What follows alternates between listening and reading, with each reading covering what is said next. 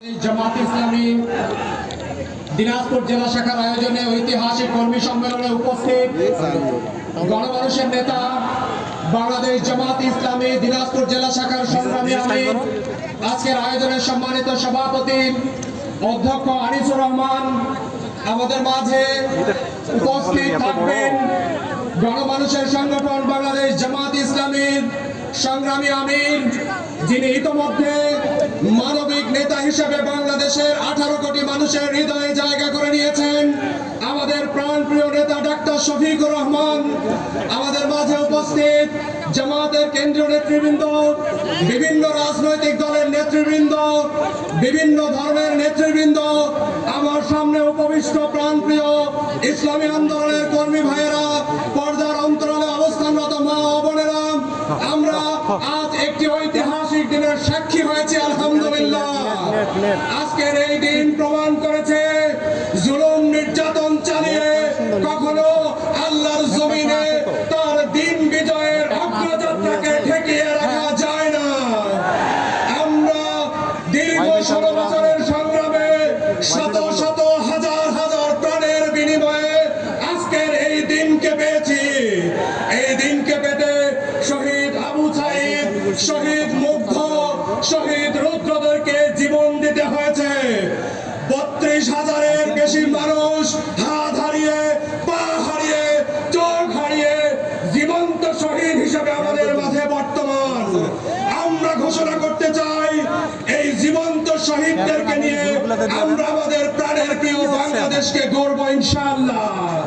আমরা এই জীবন্ত শহীদদেরকে সাথে নিয়ে বাংলাদেশকে সত্যিকার অর্থে শান্তির বাংলাদেশ, সমৃদ্ধির বাংলাদেশে পরিণত করব ইনশাআল্লাহ। আমাদেরকে দুটো বিষয়ে আপোষহীন থাকতে হবে। আমরা ফ্যাসিবাদী হাসিনাকে বিদায় করতে পেরেছি, কিন্তু ফ্যাসিবাদী হাসিনা বিদায় হলেও নয়া ফ্যাসিবাদের পদধ্বনি আমরা শুনতে পাচ্ছি। আমাদেরকে ঐক্যবদ্ধভাবে দুর্নীতিবাদী, চাঁদাবাজ, টেম্পোস্টান দখলকারীদের বিরুদ্ধে রুখে দাঁড়াতে হবে। বাংলাদেশে আর কোন ফ্যাসিবাদীদেরকে প্রশ্রয় দেব না আমরা ইনশাআল্লাহ।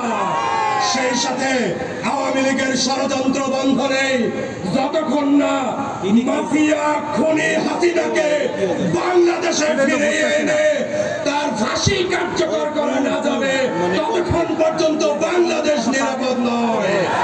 খুনি হাসিনা এবং তার দোসরদের বাংলার জমিনে বিচার নিশ্চিত করার আগ পর্যন্ত বাংলাদেশ জামাত ইসলামী এবং ইসলামী ছাত্র শিবির ক্ষান্ত হবে না ইনশাআল্লাহ।